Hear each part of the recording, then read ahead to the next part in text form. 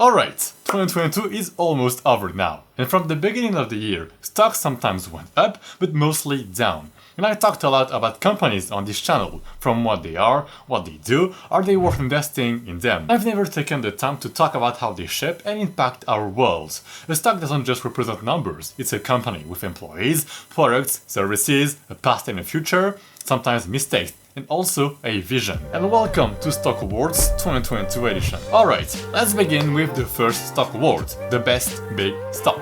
So, this one is in the tech industry, and while they've all gone pretty much down, one kept my attention. The company was founded 47 years ago, in 1975. It produces computer software, electronics, and personal computers. And without that company, I would be close to nothing today. And investing in this tech company is investing in the vast majority of products I use every day, from my tablets to hardware and software, video games, cloud computing, and so on. Of course, I'm talking about the tech company Microsoft. And this is a company you want to own. It has been paying dividends continuously for more than 17 years now, with a current dividend yield of 1.11%. Its net income rose by about 36% a year on average for the past 5 years, with a good increase in return on capital of roughly 22% today. And there is nothing much to say, it is a clean and solid company. To give you an idea of how important Microsoft is today in our life, I use Windows 11 daily to create and consume content, to protect my computer or my Surface Pro, and I use also apps like Word. Sometimes I also play video games with some friends on the Xbox Game Pass, like Minecraft and Flight Simulator,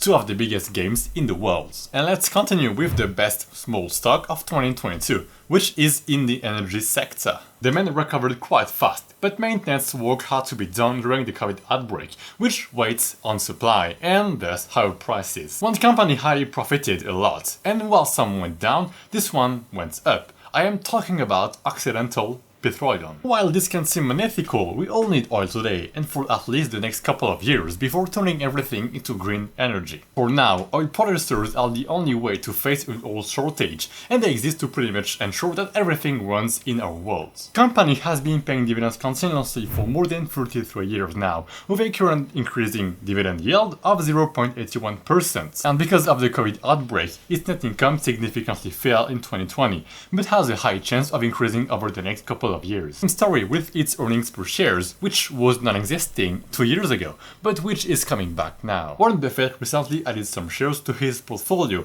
which might indicate that this company is a buy at that price. Alright, let's face the opposite direction with the best eco-friendly stock. Because on the other hand, we have to search for sustainable solutions to face our current crisis, like climate change, carbon dioxide shortages, and better and greener energy. Well, I know the best stock for that, which is in the energy sector, but also in the automotive and tech sector. It's also everywhere. You all know this company, which is Tesla. Tesla checks all the boxes, except one. Great ambitions and great management, thanks to Elon Musk and the Tesla team working hard each day to ensure that the company meets its impressive goals. And talking about that, it always did what it said. In 2006, Elon Musk released his secret master plan, where he wrote down everything he planned to do. At the bottom, you can read a summary. Builds sports car, use that money to build an affordable car, use that money to build an even more affordable car, while doing above also provides zero-emission electric power generation options, and don't tell anyone. And with Tesla, everything keeps increasing each year. The company just turned profitable in 2020, even during the COVID outbreak. It has an increasing net income, earnings per shares, return on capital, sales, assets, and so on. And let's talk about the best performing stock. And sadly, because of the Russia and Ukraine conflicts, the market moved in weird directions. Some stocks went up, reaching their all-time high, while others lost half of their value. And this one went up. I am talking about Chevron. Yes, a stock that is again in the energy industry. It's a company that highly profits from the war in Ukraine, and it recently bought back its own shares, which is a sign of a strong company, and it also increased its dividend payout along the way. The company has been paying dividends continuously for more than 33 years now, and has continuously increased them. for a current dividend yield of 3.54%. Despite the 2020 pandemic and many lockdowns affecting gas and oil sales and prices, the company still shows strong net income and earnings per shares. And you might want to choose ExxonMobil, BP, Shell, or even Total Energies, which also have good dividends and still profit from the oil and gas crisis currently. Moreover, its net income increased by around 400% a year on average for the past 5 years, with a good increasing earnings per shares of roughly 8.13 in 2021, which nearly doubled from 2017. And it also manages to have twice as more assets than liabilities. Let's now talk about the worst performing stock of 2022, and you'll probably see it coming. This one is in the tech industry, and I'm sure you've all used at least one of its apps, and probably even hours a day. This company could have kept its strong position next to Apple and Microsoft, but unfortunately, because some of the bad news concerning its privacy, it didn't. And I am talking about Meta. The company lost 66% of its value in 1 year only, but something is interesting.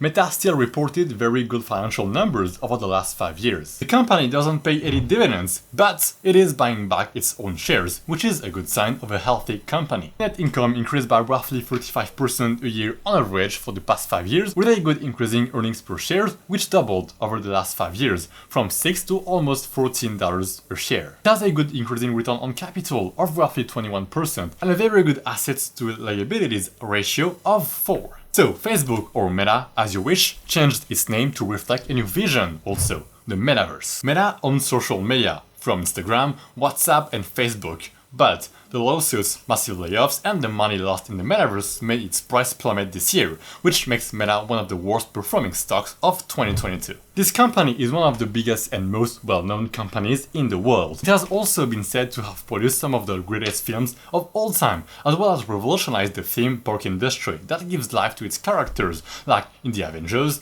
Star Wars, The Lion King for instance, and so on. I am talking about Disney.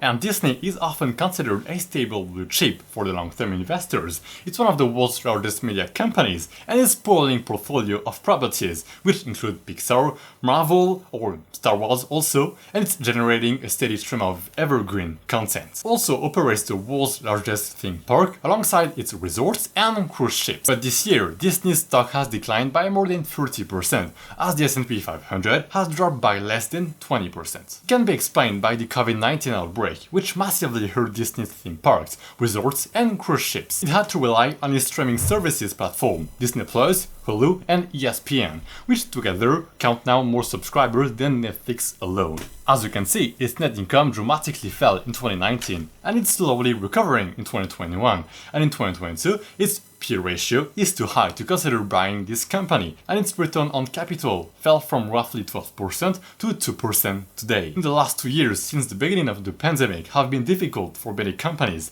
this one included. Supply chain and shipping issues, lockdowns, and politics have made this a particularly challenging environment. Chances are that the device you are watching this from is equipped with components from this company. Builds microprocessors for computer manufacturers such as Acer, Lenovo, HP, and Dell. It also manufactures motherboard chipset, network, flash memory, graphics chips, and other devices related to communications and computing. I am talking about Intel. Here is the photo of what Intel's business is all about, why it succeeded, and also why it's losing momentum.